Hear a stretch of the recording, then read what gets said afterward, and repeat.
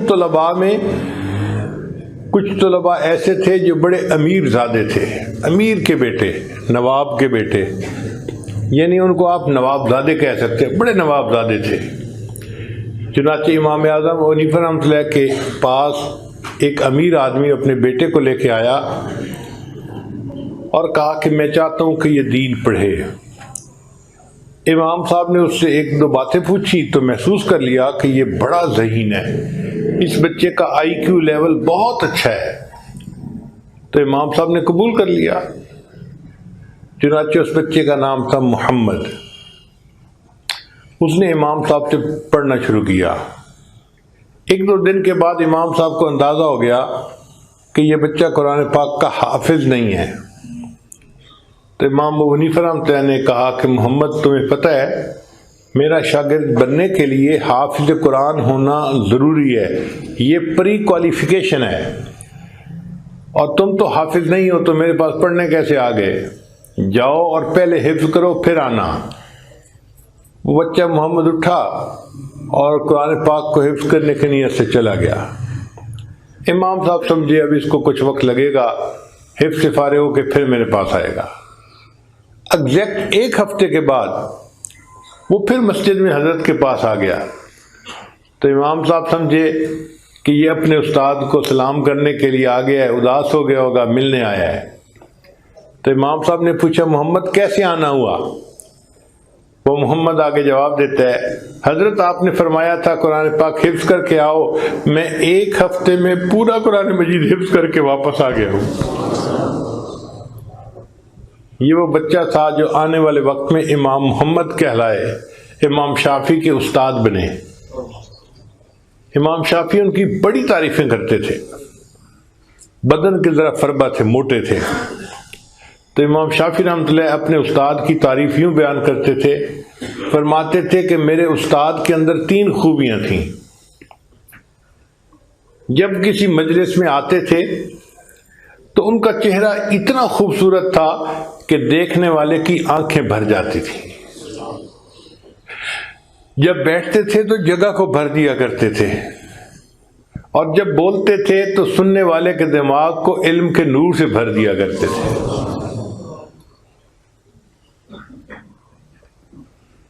ایک اور امیر زادہ تھا، اس کا نام تھا عبداللہ۔ اس کی ابتدائی، چونکہ وہ سونے کا چمچ لے کے پیدا ہوا تھا، امیر باپ کا بیٹا تھا، پیسے کی فراوانی تھی، تو پھر بندہ فتنے میں پڑ ہی جاتا ہے۔ ماں باپ اس کے لیے بڑی دعائیں کرتے، مگر وہ اپنے ہم عمر دوستوں میں جوانی والے کاموں میں مصروف رہتا۔ ماں باپ دعائیں کرتے رہتے۔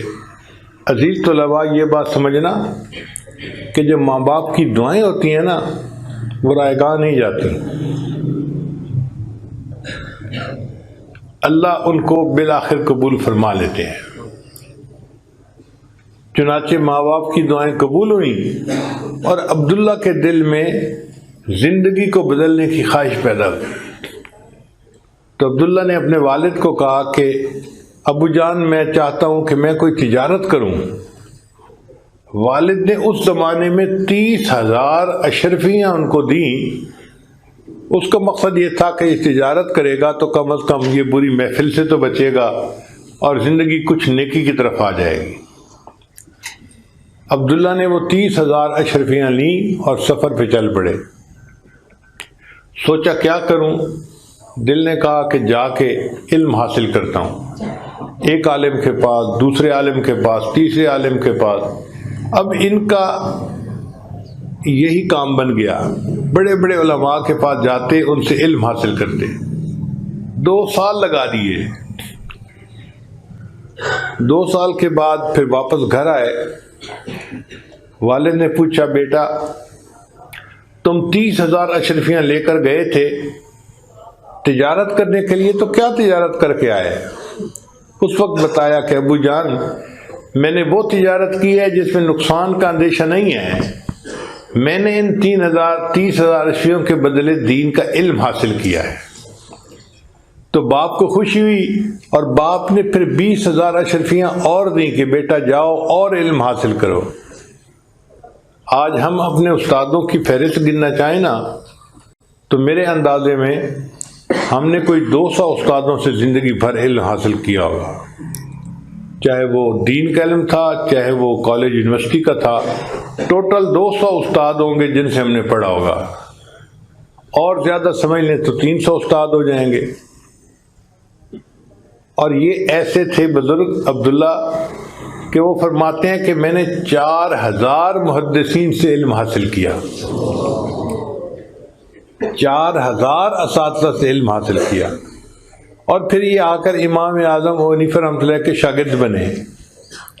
خوب رنگ چڑھا ان کے اوپر، ایسا رنگ چڑھا کہ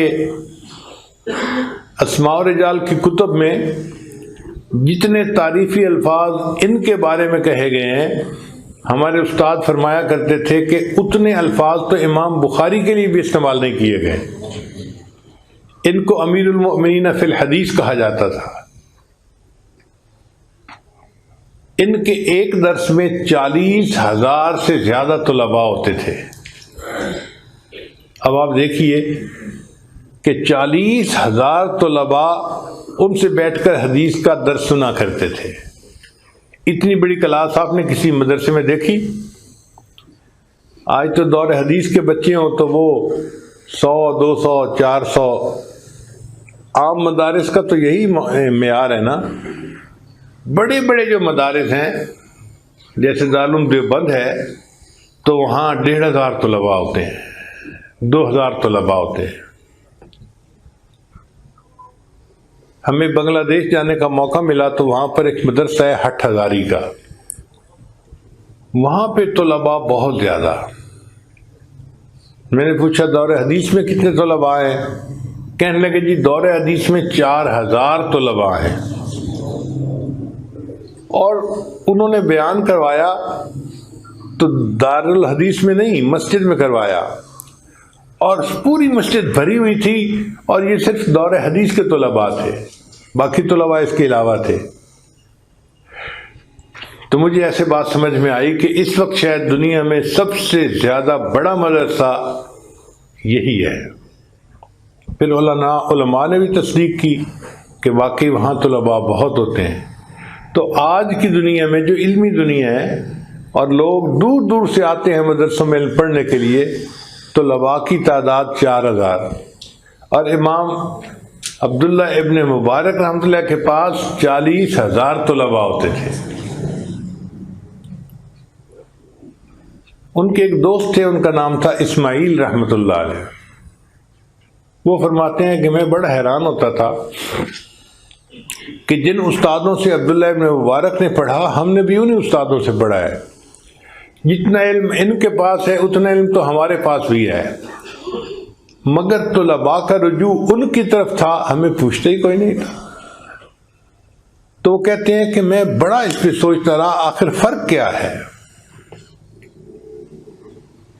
تو پھر مجھے بعد میں بات سمجھ میں آئی کہ عبداللہ ابن مبارک کے دل میں جو خشیت الہی تھی وہ بہت زیادہ تھی بجائے جو ہمارے دلوں میں تھی۔ وہ فرماتے ہیں کہ میں نے 2 سال عبداللہ ابن مبارک کی زندگی کو بہت قریب سے دیکھا، اور میں اس نتیجے پر پہنچا کہ عبداللہ ابن مبارک اور صحابہ کرام میں صرف ایک فرق تھا، صحابہ کی زندگیوں میں اور عبداللہ ابن مبارک کی زندگی میں صرف ایک فرق تھا کہ صحابہ کرام کو تو نبی علیہ السلام کی زیارت کی سعادت نصیب تھی، عبداللہ ابن مبارک کو وہ سعادت نصیب نہیں تھی۔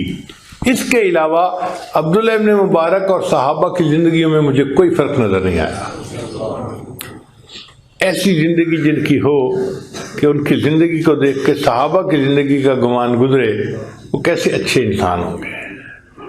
اور یہ امام اعظم حنیفہ رحمۃ اللہ کی جو مجلس شورا تھی 40 بندوں کی، ان میں سے ایک تھے، نواب کے بیٹے تھے۔ اللہ نے علم کی طلب دل میں ڈال دی اور پھر انہوں نے مجاہدے اٹھائے۔